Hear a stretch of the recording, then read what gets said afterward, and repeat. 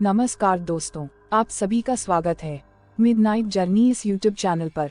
तो दोस्तों, हमेशा की तरह आज भी आपके लिए हम लेकर आए हैं सच्ची घटना पर आधारित एक बहुत ही डरावनी और रहस्यमय भूत की कहानी। इसे सुनकर आप परेशान, हैरान और दंग हो जाएंगे। तो दोस्तों, इस कहानी को अंत तक जरूर देखें। कहानी शुरू करने से पहले आप सभी से एक रिक्वेस्ट है कि अभी तक आपने चैनल को सब्सक्राइब नहीं किया तो प्लीज़ जल्दी से कर लीजिए, ताकि हमारी अगली वीडियो की नोटिफिकेशन आप तक सबसे पहले पहुंचे और आप उसका आनंद ले सके। दोस्तों, हम आपके लिए बहुत मेहनत करके वीडियो बनाते हैं, तो प्लीज़ हमें मोटिवेट करने के लिए वीडियो को एक लाइक कर दे और कहानी कैसी लगी ये हमें कमेंट बॉक्स में ज़रूर बताएं और चैनल को सब्सक्राइब करना ना भूलें। तो चलिए दोस्तों, आज की कहानी को शुरू करते हैं। यह कहानी है एक डरावनी रात की। किसी गांव में बंटी नाम का एक लड़का रहता था। वह परीक्षा देने के लिए गुजरात जा रहा था। ठंडी का दिन था, चारों तरफ से कोहरा छाया हुआ था। आमने सामने भी कोई नहीं दिख रहा था। पूरे 15 घंटे के बाद वह गुजरात पहुंच गया था। परीक्षा अगले दिन थी, इसलिए वह एक होटल में रहने के लिए सोचा। रात हो गई थी और कहीं भी उसे उसके बजट में सस्ता होटल मिल नहीं रहा था।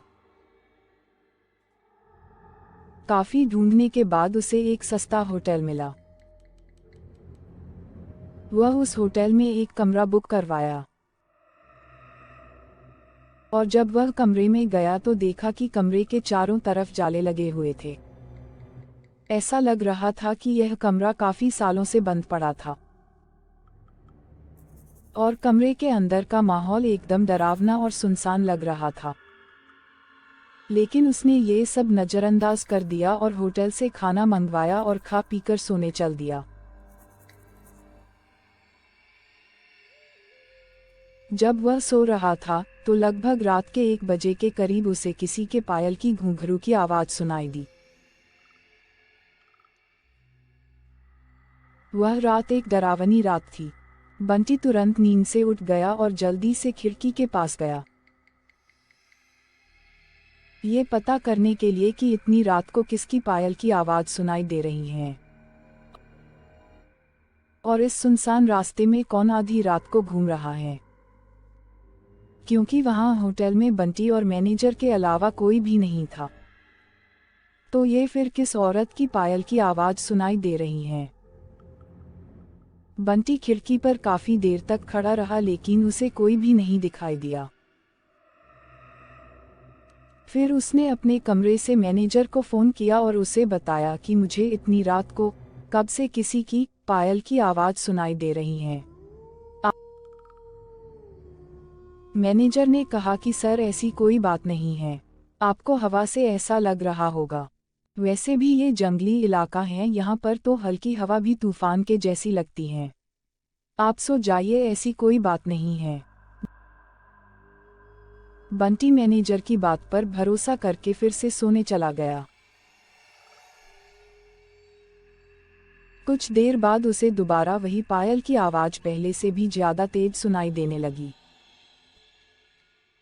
इस बार उसने अपने कमरे का दरवाजा खोला और सीधा होटल के बाहर देखने के लिए चला गया।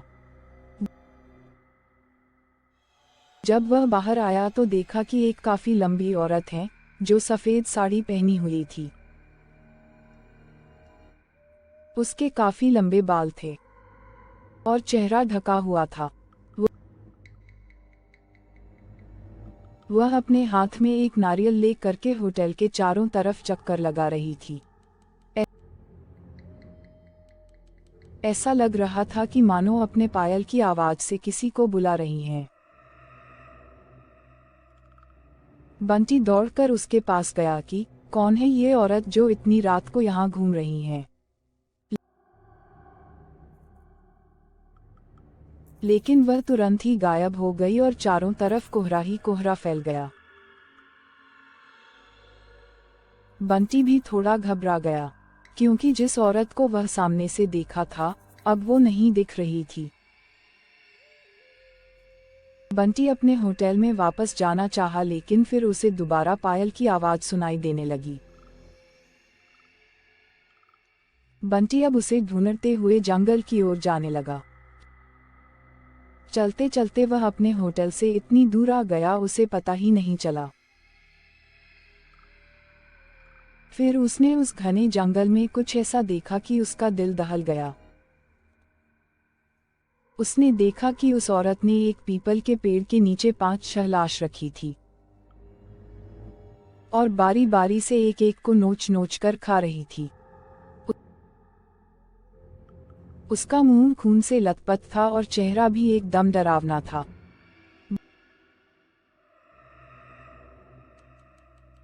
बंटी जब ये सब देखा तो उसके पांव तले जमीन खिसक गई। ये सब नजारा देखते ही उसे डर के साथ साथ रोना भी आने लगा कि वह चुड़ैल अब मुझे भी मार देगी,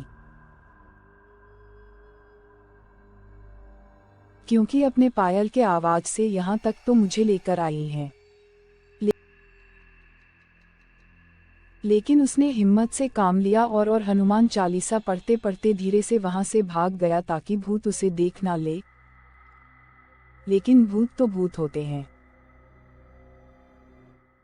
बंटी जैसे ही वहां से भागने की कोशिश किया, वो चुड़ैल अचानक उसके सामने आ गई और उसे इशारों से अपने अड्डे पर ले जाने लगी, जहां पर उसने लाशें रखी थी।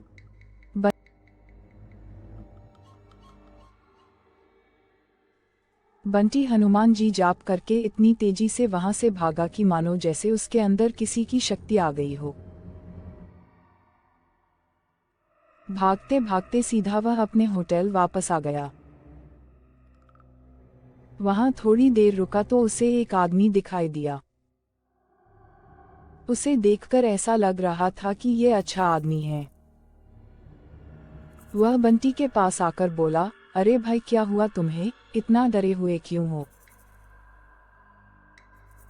बंटी ने सारा किस्सा उस आदमी को सुनाया तो उसने बताया कि भाई, तुम बहुत किस्मत वाले हो कि आज तुम बच गए। वो भूत किसी को भी नहीं छोड़ती। और तुम इस होटल में क्या कर रहे हो? इसको तो बंद हुए काफी साल हो गए।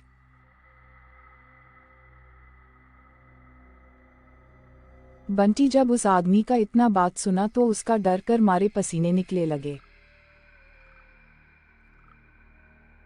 फिर वह आदमी बताने लगा कि इस होटल में बहुत साल पहले एक लड़की के साथ 4-5 लड़के उसका भयानक तरीके से रेप करके मार दिए थे। लड़की तो मर गई लेकिन किसी को भी नहीं छोड़ी, और जो भी रात के समय में इस रास्ते से गुजरता है सबको अपने कब्जे में कर लेती हैं और मार देती हैं। और कुछ दिन बाद इस होटल पर पुलिस का छापा पड़ा, तब से ये होटल बंद है। बंटी जब उस आदमी की पूरी बातें सुना तो वह बहुत जोर जोर से रोने लगा, ये सोचकर कि आज मैं मर जाता।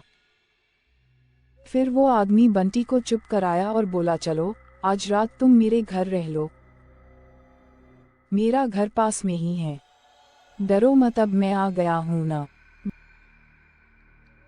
बंटी उस आदमी को धन्यवाद किया और उसके साथ उसके घर चला गया और अपने आप से एक वादा किया कि आज के बाद वह भूलकर भी कभी अनजान जगह पर नहीं जाऊंगा। तो दोस्तों, उम्मीद है कि हमारी आज की ये कहानी आपको जरूर पसंद आई होगी। इस कहानी का अगला भाग देखने के लिए अपनी राय कमेंट बॉक्स में जरूर दें और इस कहानी का अगला भाग जरूर देखें, जो कि बहुत ही जल्द हम आपके लिए लेकर आएंगे।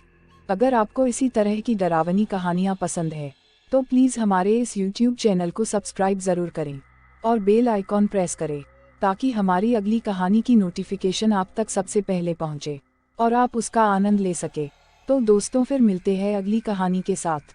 तब तक हमारी चैनल पर प्रसारित की गई सभी भूतिया कहानियों का आनंद ज़रूर लें और इस मिडनाइट जर्नी में हमारे साथ बने रहने के लिए चैनल को सब्सक्राइब ज़रूर करें। धन्यवाद।